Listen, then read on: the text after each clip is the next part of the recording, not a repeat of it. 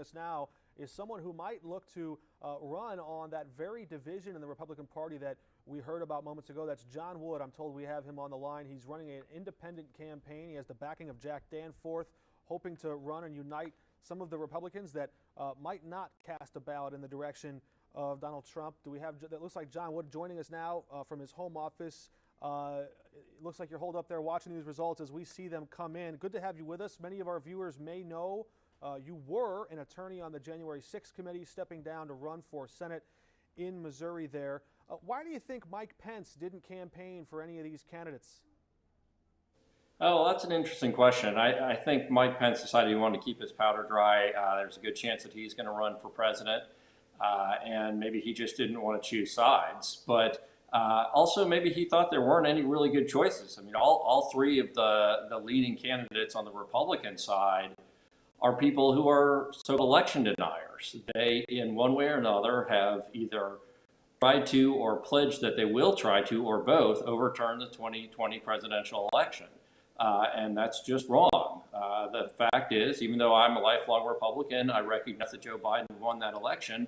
And part of living in a democracy means we have to accept the results of election, even if our party doesn't win.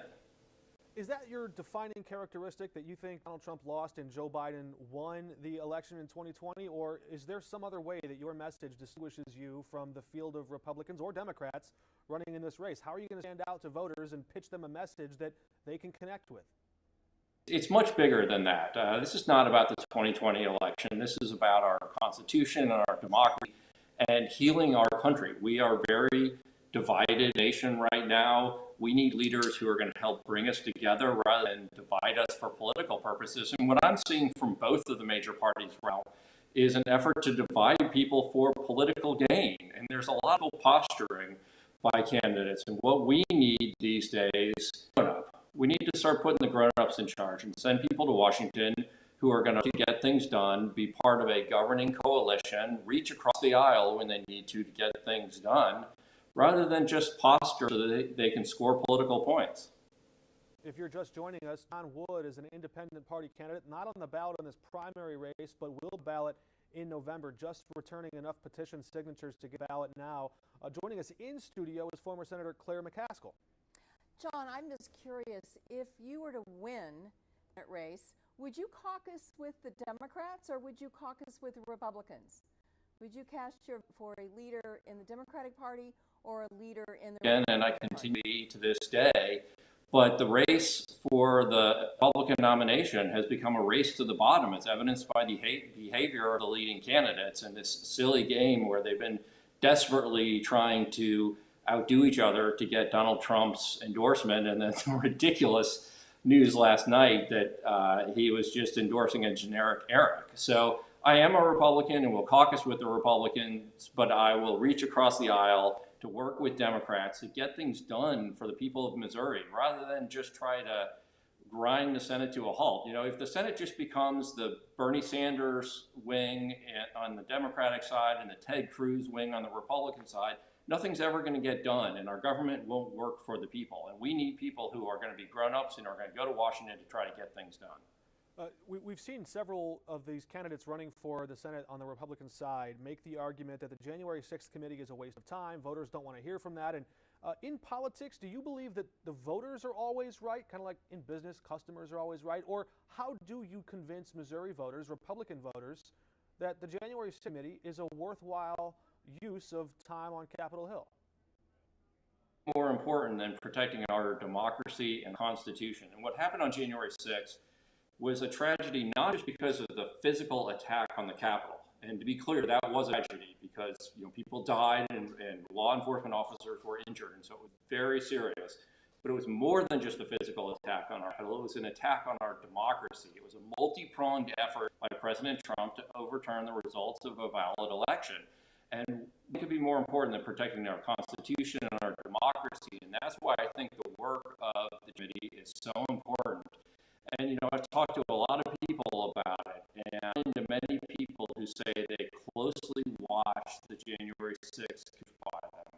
I find there are two kinds of people. There are the people who've been moved by it, or the people who say they just refuse to watch because they haven't heard anybody who said they've been watching and attention and were not moved by. Support of Mike Pence in your campaign?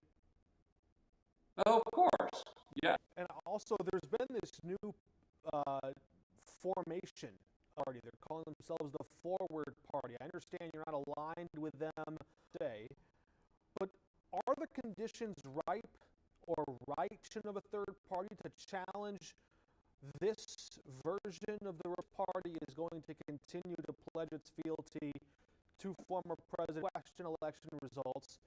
Is it time for the formation of a new? Well, something has to change in American politics.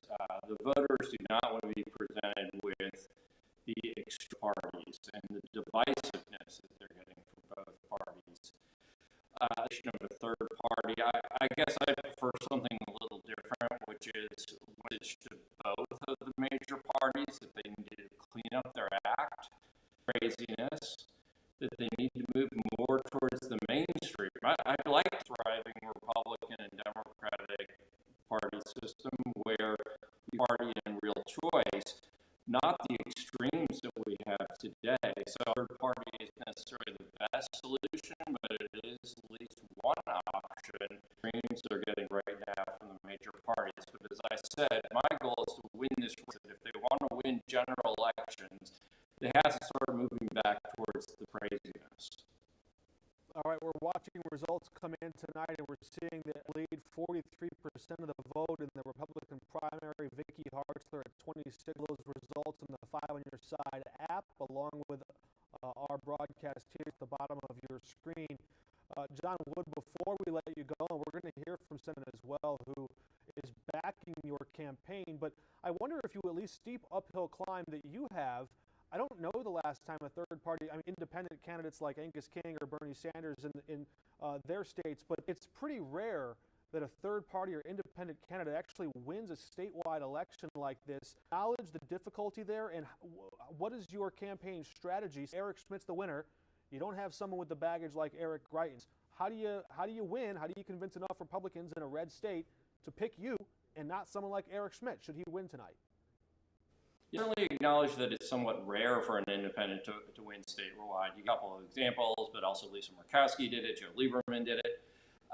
But the main reason why it's going to work now is that these are extraordinary times. More divided as a nation than we've ever been during my lifetime, and nowhere more evident than in this Missouri Senate race, where we're seeing a lot of extremism and a lot of divisiveness, a lot of political posturing. So I really think there's a thirst among Missouri voters for something different. But the fact that I have the support of somebody like Senator Jack Danforth, who is very good reason, I think means that I'm going to win this race. As the rest of us watch these results come in, we'll see if Eric Schmidt does indeed has the lead in that Senate Republican primary race. Also, Lucas Kunz and Trudy Bush Valentine in the Democratic primary there. We're going to have those in just a moment. Before we do,